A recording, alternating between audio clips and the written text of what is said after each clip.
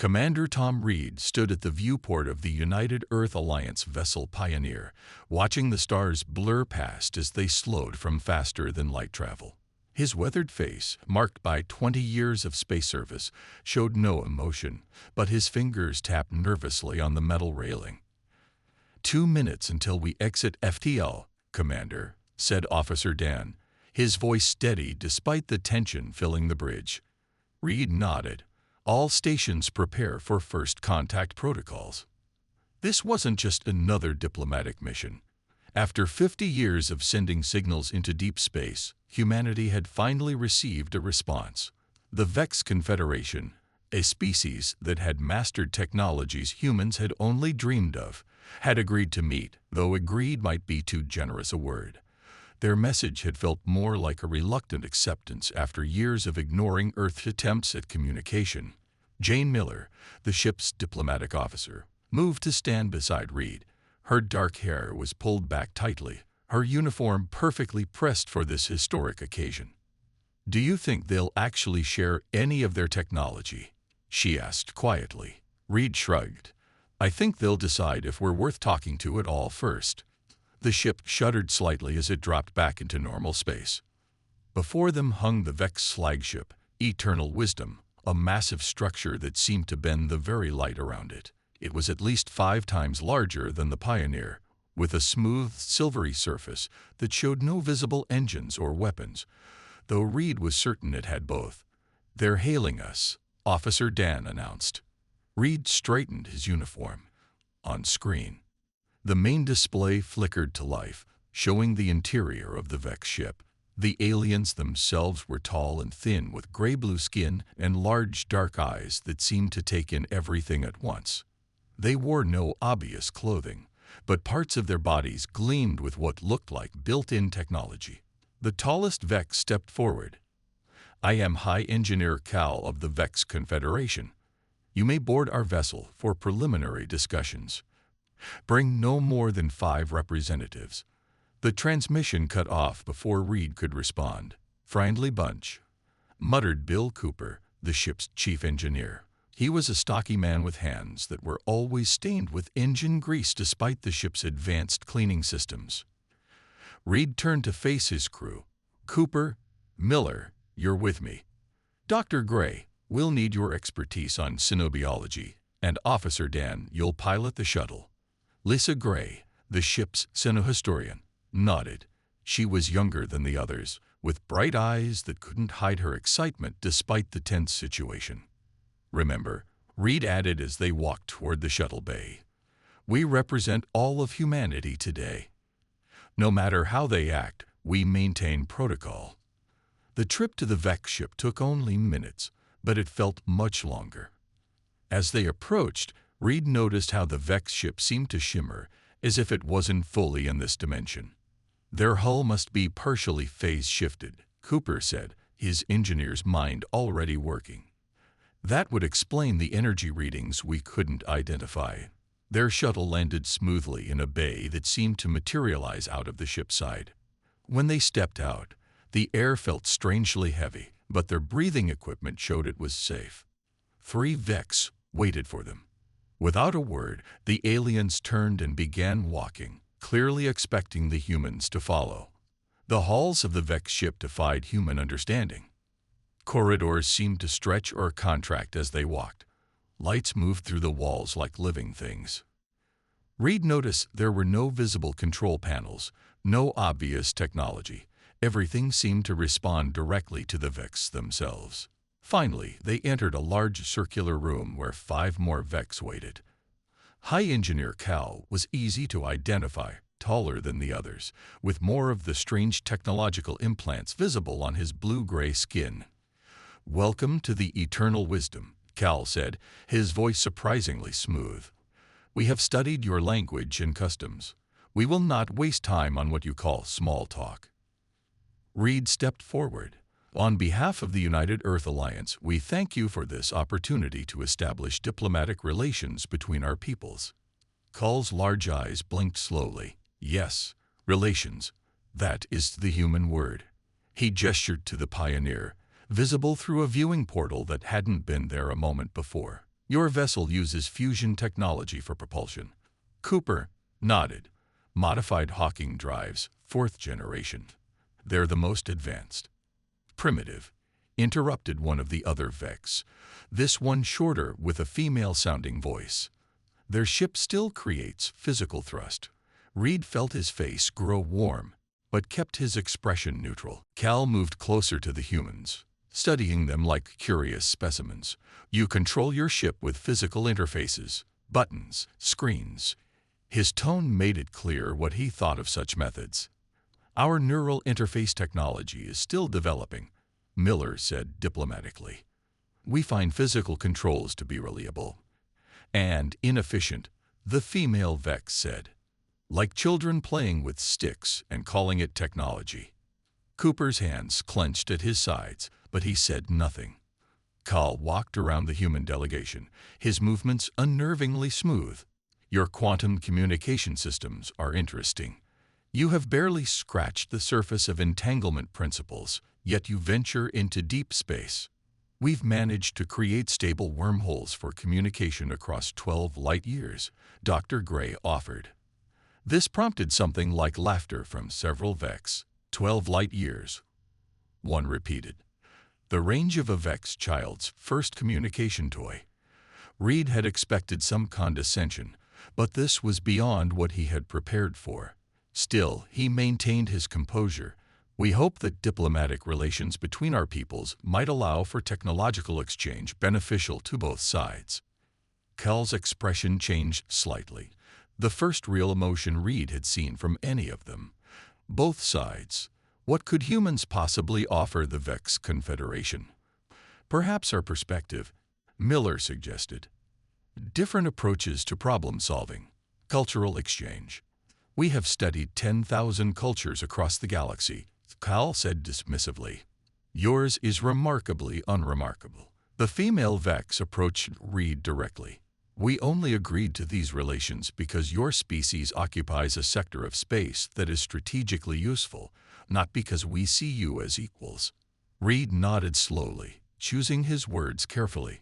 May I ask what strategic interest our sector holds?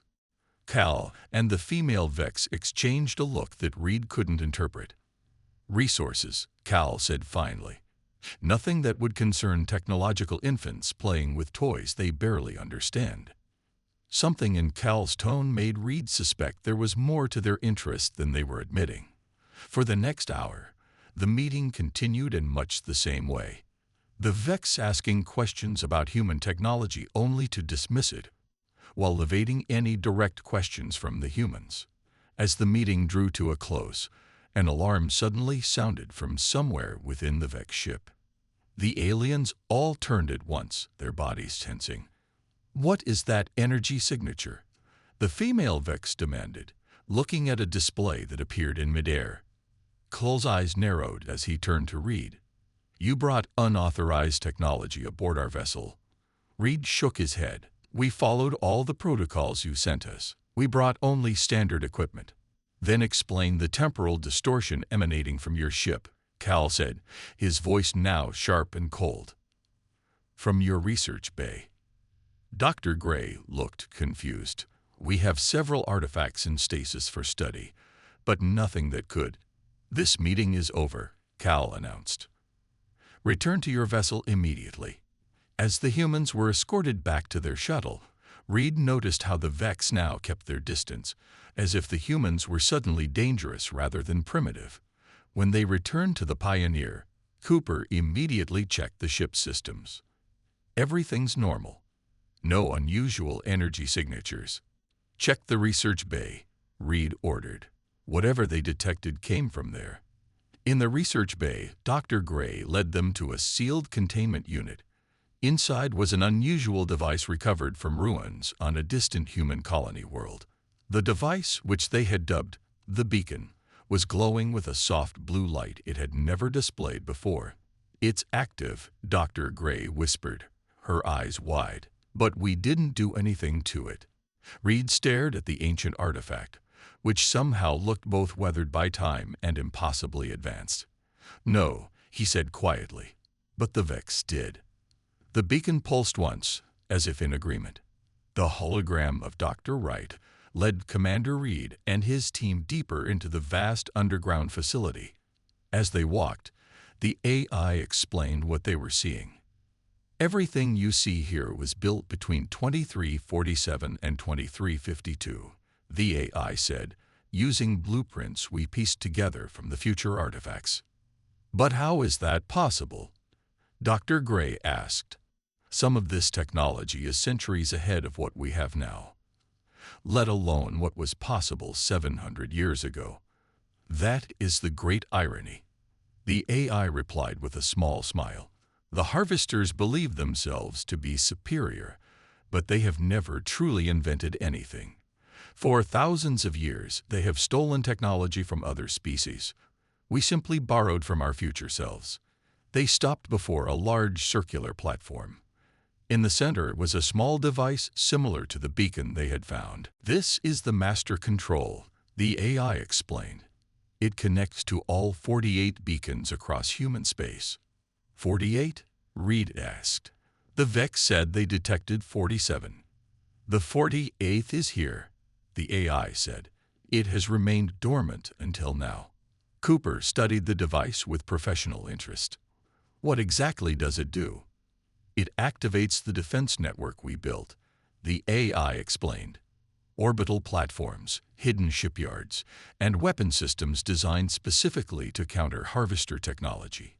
If you knew they were coming, Miller asked, why not just build the defenses where they could be used immediately? The AI's expression grew sad. Because of the resource wars, Dr. Wright's team knew that human civilization would nearly destroy itself. Most of our technology would be lost. If we had placed the defenses openly, they would have been used in the wars or simply decayed over centuries. Instead, we hid them where they would remain safe until needed. A loud boom suddenly echoed through the facility, making them all jump. The harvesters have located the outer shell of the facility, the AI announced calmly. They are attempting to breach it. Can they get in? Reed asked, worried. Not quickly, but we should proceed with activation. The AI guided Reed to place his hand on the master control.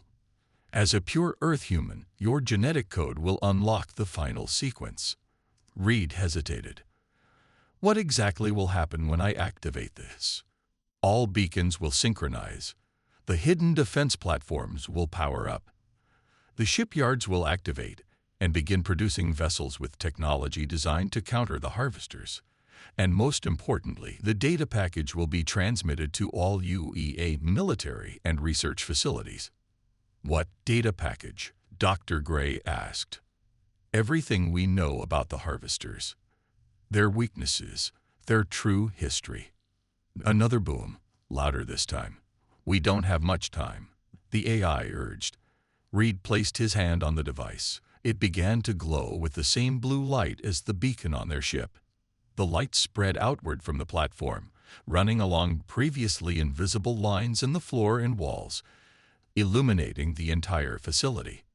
Connection established, the AI announced. Synchronization in progress.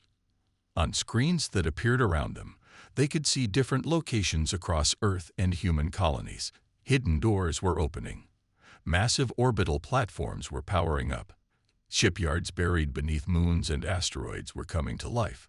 Automated systems beginning to build ships of advanced design. Downloading tactical data to your personal devices, the AI said. This includes full schematics for anti-harvester technology and the true history of the Vex. As information flowed into their tablets, Dr. Gray gasped. This can't be right. According to this, the Vex have never developed a single piece of original technology. Everything they have was stolen from other species they conquered. Cooper was scrolling through engineering schematics. These designs, they specifically target weaknesses in Vex technology that they don't even know they have. Another boom shook the facility, dust falling from the ceiling. We need to leave, Reed decided. We have what we came for. There is a direct transport system to the surface, the AI said, pointing to a platform on the far side of the room. It will take you to a hidden exit near your ship. As they moved toward the platform, Reed turned back to the hologram. Thank you. You've waited 700 years for this moment. The AI smiled. Dr. Wright believed in humanity's potential. He knew you would come when the time was right. The team stepped onto the transport platform, and in a flash of blue light, they were gone from the facility. They emerged from a hidden door on the surface of Mars, not far from where the Pioneer was docked. As they raced toward their ship, they saw 3 Vex vessels rising from the surface, apparently responding to the activation of the defense network. They're retreating, Miller noted as they boarded the Pioneer. Not retreating, Reed corrected. Regrouping. They know something big has happened. They quickly launched from Mars and set course back to Earth. During the journey, they studied the data from the facility, learning the full truth about the Vex. The Vex had once been a primitive species with barely any technology. They had encountered another advanced civilization and, instead of learning from them, had simply conquered them and stolen their technology. For thousands of years, they had repeated this pattern, becoming parasites who presented themselves as innovators. That's why they were so interested in our sector of space, Reed realized. The artifacts from Project Lighthouse were giving off energy signatures they recognized from civilizations they had already harvested. When they arrived back at Earth, they found the planet transformed. The hidden defense systems were now visible in orbit. New ships of advanced design were already gathering in defensive positions. The United Earth Council was waiting for them, having received the data package from the activated beacons. The Vex fleet has crossed into our solar system, Counselor Jackson informed them as they entered the emergency meeting. 30 ships, including what appears to be their largest vessel. On the main screen, they could see the Vex ships approaching. The UEA defense fleet moved to intercept them, new weapons primed. They're hailing us, an officer announced. The screen changed to show High Engineer Calendar. The once arrogant Vex now looked distinctly uncomfortable. This is a misunderstanding, Cal began without preamble. We had no hostile intentions toward Earth. We merely wished to study the artifacts. The artifacts that were designed specifically to warn us about you, Reed asked, stepping forward. The ones built by humans 700 years ago because they knew you would come to steal our technology, just as you've done to countless other species. Cal's large eyes blinked rapidly. You cannot possibly know this. We know everything, Reed said, about how the Vex have never invented a single piece of their own technology, about how you identify promising species, wait for them to develop advanced technology, then conquer them and claim their innovations as your own. For the first time, Cal seemed at a loss for words. Counselor Jackson joined Reed. Your ships are now surrounded by defense systems designed specifically to counter your technology. Systems we built 700 years ago when we detected temporal anomalies and received warnings from our future. We prepared for you before you even knew we existed. Cal's voice lost its usual smoothness. That's impossible. How could you have known? Time isn't as linear as you think, Reed replied. And humans are a lot more resourceful than you gave us credit for. The council chamber fell silent as the implications sank in. The Vex, who had mocked human technology as primitive, were now facing defenses built specifically to counter their every advantage, defenses built by humans 7 centuries earlier. You have 2 options, Jackson said finally. Withdraw from human space immediately, or face a defense system built for the sole purpose of defeating you. On the screen, Cal seemed to struggle with this new reality. The species they had dismissed as technological infants had outplayed them across centuries. We will withdraw, he said at last, but this is not over. Actually, Reed said, I think it was over 700 years ago.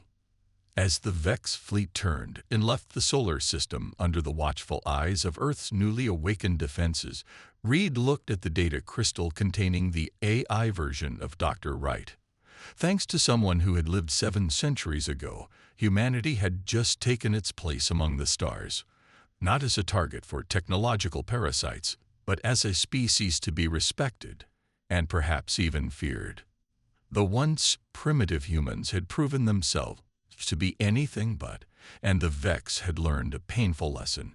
Never underestimate a species that can outwit you across time itself. The Pioneer dropped out of FTL near Earth 4 days later. The blue-green planet filled the main view screen as the crew gathered on the bridge.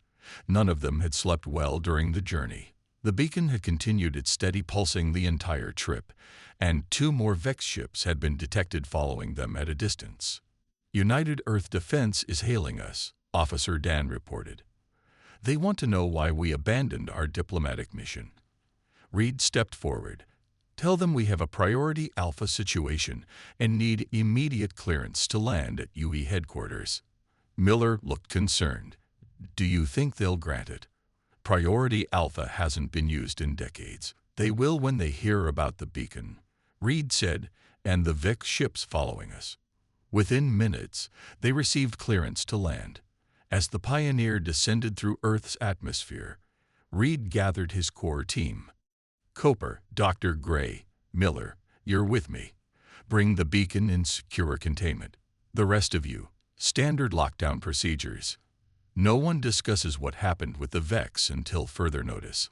UEA headquarters occupied the rebuilt center of Old London. As they landed on the main pad, Reed was surprised to see a full security team waiting for them, led by Director Adams herself, the head of Earth's Defense Forces. Commander Reed, she greeted him without smiling. Your message caused quite a stir. The Council is waiting. Reed blinked in surprise. The full Council? I expected a debriefing first. Things changed when you mentioned Project Lighthouse, Adams said quietly. Follow me. They were led through the massive headquarters building and down to sublevels Reed had never known existed. After passing through 5 security checkpoints, each requiring different forms of identification, they entered a large circular room where 12 men and women sat around a table. These were the leaders of the United Earth Alliance, the most powerful people on the planet. A thin man with dark skin stood as they entered. Commander Reed, I am Counselor Jackson. We understand you have information about Project Lighthouse. Reed nodded, gesturing to Dr. Gray, who carefully placed the contained beacon on the table. We found this artifact on Colony Delta 9. It activated when we met the Vex Confederation. The council members exchanged glances. And you determined it's approximately 700 years old? A woman asked. Yes, Counselor, Cooper confirmed, despite appearing much older. Jackson leaned forward. And the Vex demanded you hand it over? Yes, Reed said. They claim to have detected 47 similar energy signatures throughout human space. They seemed afraid of it. Jackson sat back, his expression grim. They should be. He looked around the table. I believe it's time. After a moment of silent communication, the council members all nodded. Jackson turned back to Reed's team. What we're about to show you has been kept secret for centuries. Only sitting council members and a few specially selected historians have access to this information. Director Adams will escort you to the deep archives, another counselor added. You have temporary Alpha clearance. What you learn there does not leave the archives without council approval. As they left the council chamber, Miller whispered to Reed, I've never seen them like this. What could possibly be in these archives? Reed shook his head. Something that connects a 700-year-old artifact to aliens we just met. Adams led them deeper underground, to a massive vault door that looked ancient yet somehow also advanced, with both physical locks and scanning systems that appeared beyond current technology. The deep archives contain the most important secrets of human history, Adams explained as she went through a complex unlocking procedure. Things deemed too dangerous or disruptive for public knowledge are preserved here. The vault opened with a hiss of air. revealing a vast room filled with old-fashioned paper files, ancient electronic storage devices, and preservation cases containing physical objects. Adams pointed to a section marked Temporal Research. Everything on Project Lighthouse is there. I'll leave you to it. You have 6 hours. As Adams left, the four of them stared at the massive collection of information. Where do we even start? Miller wondered. Cooper pointed to a large case labeled Project Lighthouse Executive Summary 2347 to 2352, probably there. They carefully opened the case, revealing old papers and a surprisingly advanced data crystal. Dr. Gray inserted the crystal into a reader provided in the archives, and a holographic display appeared above the table. The image showed a man in his 50s with tired eyes but a determined expression. My name is Dr. Marcus Wright, Director of Project Lighthouse. If you're viewing this, then the beacons have activated, which means the harvesters have returned. Reed leaned forward. Harvesters? The recording continued. I'll be brief. In 2346, we discovered temporal anomalies at 15 locations across Earth and our colony worlds. Investigation revealed artifacts of incredible technology far beyond our current capabilities. Carbon dating showed they were thousands of years old, but molecular analysis proved they would be created in our future. Wright's image paused in the recording. We realized these were messages, warnings from our future selves. As we studied them, we discovered references to a species called the Harvesters, who systematically eliminated advanced civilizations and stole their technology. Cooper glanced at Reed. The Vex. The artifacts contained partial blueprints for defensive systems designed specifically to counter Harvester technology. Wright continued. Using these blueprints, we created devices we called beacons, quantum-entangled warning systems that would activate when they detected the unique energy signature of Harvester technology. Dr. Gray was taking notes frantically. That's why it turned on when we met the Vex. We also learned that Earth would face a devastating series of resource wars that would destroy much of our knowledge and advancement. Wright explained. We couldn't prevent the wars. Temporal laws are strict. But we could preserve the defensive technology for when it would be needed. Wright's expression grew more serious. We hid beacons and other defensive technology throughout human space, protected by temporal fields that would make them appear ancient and dormant until the harvesters were detected. The recording paused, and Wright seemed to look directly at them. If you're seeing this, then they found us at last. The beacons are activating. Project Lighthouse's final stage must now begin. The recording ended, and a detailed map appeared showing locations across Earth and human colonies where technology had been hidden. They spent the next several hours diving deeper into the files, uncovering the full history of Project Lighthouse. They learned that Wright and his team had found evidence that the Harvesters, the Vex, weren't truly innovators but technological parasites who had never developed their own technology. For millennia, they had located promising species, waited until they developed advanced technology, then conquered them and claimed their innovations as their own. This is why they wanted diplomatic relations, Reed realized as he read through a particularly detailed report. They're not interested in alliance. They're scouting us to see if we're worth harvesting yet. Dr. Gray looked up from her reading. According to these notes, the biggest catch of defensive technology is hidden beneath Olympus Mons on Mars. As they continued piecing together the story, a terminal in the archive suddenly lit up with an urgent message. Reed went to check it. It's from UEA Defense, he said, his voice tense. 3 Vex ships have entered orbit around Mars. They're claiming to be on an archaeological expedition with permission from Earth. Cooper stood up. They're looking for the catch. Reed's face hardened with determination. We need to get to Mars before they find it. Everything Wright and his team worked for, everything they hid to protect us. It all depends on who gets to that catch first. Miller looked at the mountain of information they had barely begun to process. What about all this? We've only scratched the surface. Reed thought for a moment. Download everything related to the Mars catch. We'll study it on the way. As they prepared to leave the archives, Reed took one last look at Wright's frozen image. 700 years ago, this man had prepared for an invasion he would never see. Now it was up to them to finish what Project Lighthouse had started. The Pioneer raced toward Mars at maximum speed.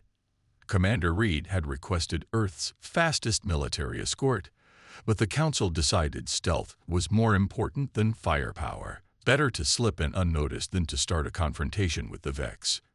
On the bridge, Reed studied the data they had downloaded from the archives. The files indicated that the largest catch of Project Lighthouse technology was hidden beneath the human colony on Olympus Mons, the massive mountain on Mars' surface. "How much of a head start do the Vex have?" Reed asked. "Their ships arrived at Mars approximately 12 hours ago," Officer Dan replied.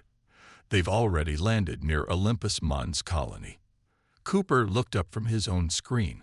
According to these files, the entrance to the facility is hidden in the old mining tunnels. It's about 2 kilometers beneath the colony. Dr. Gray pointed to another section of data. "It says here, the facility is protected by genetic locks.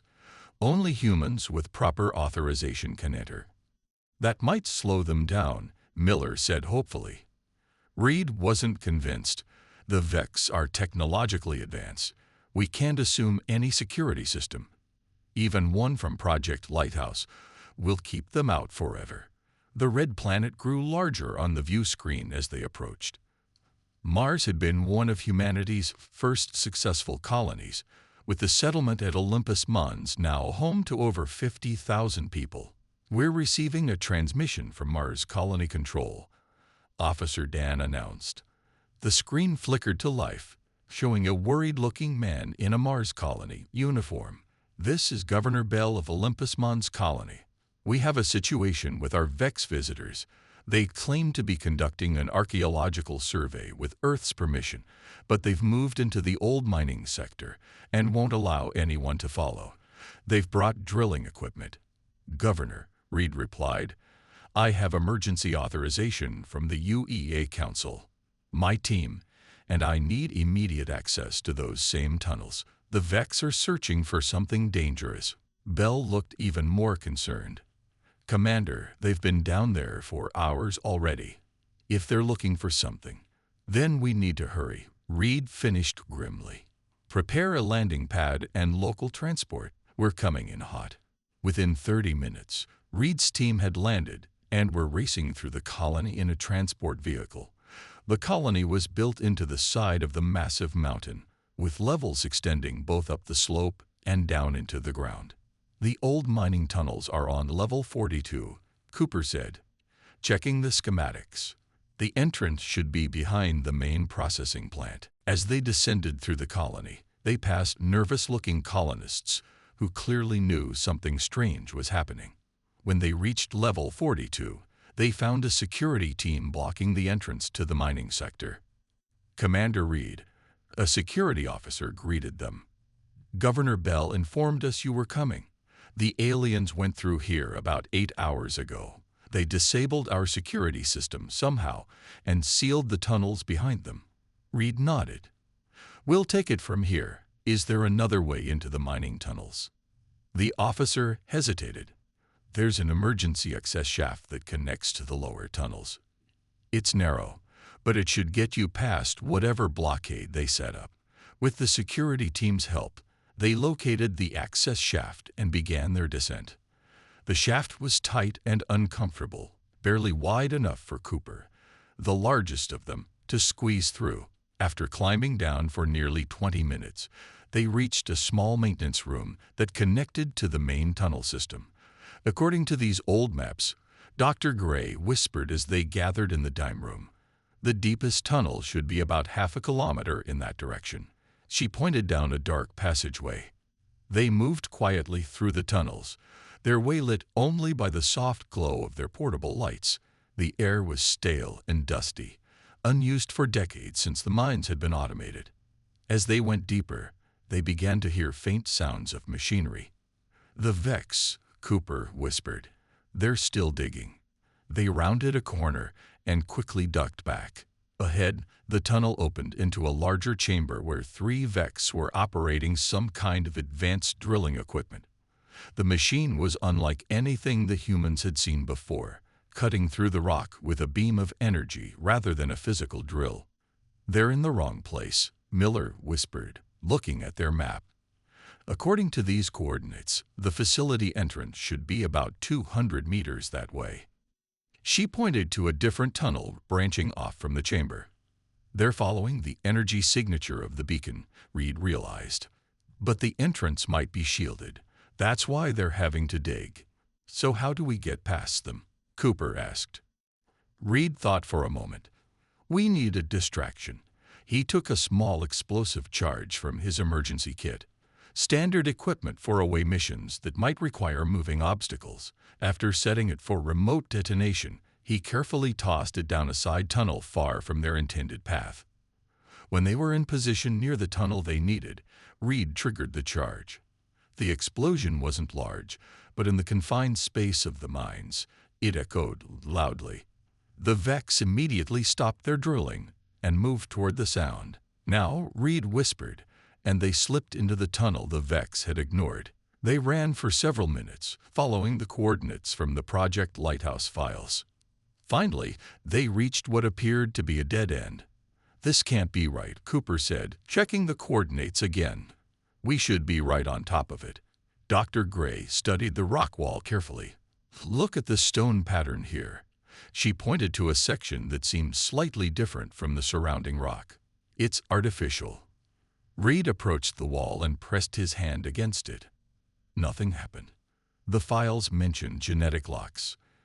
"It must need a specific person's DNA." "Not specific," Dr. Gray corrected, reading from her tablet. "It says the locks respond to baseline human genetic markers unchanged by off-world adaptation. It's looking for Earth human DNA, not colonist DNA."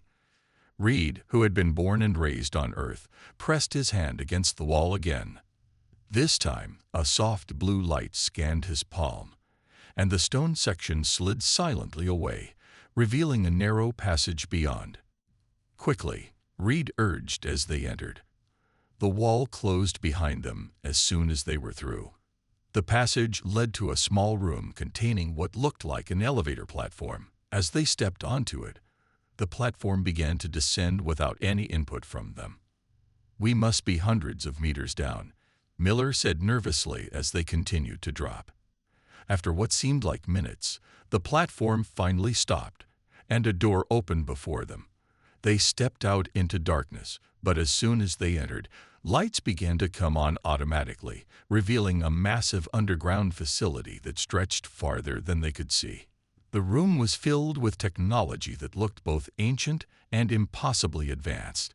Sleek ships, weapons, and devices of unknown purpose were arranged in neat rows. Everything was perfectly preserved, as if it had been placed there yesterday instead of 7 centuries ago. "This is incredible," Cooper breathed, his engineer's mind struggling to comprehend what he was seeing. Some of this technology shouldn't even be possible.